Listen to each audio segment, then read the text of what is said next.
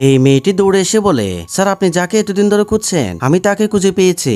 যেটা শুনে লোকটি অনেক খুশি হয়ে যায়। এরপর তারা দুজনে বের হয়ে যায়। একটু পর তারা সেখানে আসলে লোকটির সহকর্মী মেয়েটিকে আঙুল দিয়ে দেখিয়ে দেয়। এইদিকে লোকটি মেয়েটিকে প্রপোজ করলে মেয়েটি বলে, তুমি যদি আমাকে বিয়ে করতে চাও তাহলে আমার মাকে আমাদের সাথে রাখতে হবে। তখন ছেলেটি বলে, আরে তুমি কি পাগল হয়ে গিয়েছো? এই পাগল মহিলাকে আমার বাসায় রাখলে সমাজের মানুষ আমাকে কি বলবে? তখন মেয়েটি তাকে রিজেক্ট করলে সে ফুলের তোড়াটি কেড়ে নিয়ে চলে যায়। এইদিকে ভদ্রলোক মেয়েটির কাছে এসে বলে, আপনি আমাকে চিনতে পেরেছেন? তখন মেয়েটি তাকে চিনতে না পারলে লোকটি 5 বছর আগের কথা মনে করিয়ে দেয়। লোকটি যখন ক্ষুধার কারণে কাঁপছিল মেয়েটি তাকে কিছু টাকা দিয়ে সাহায্য করেছিল।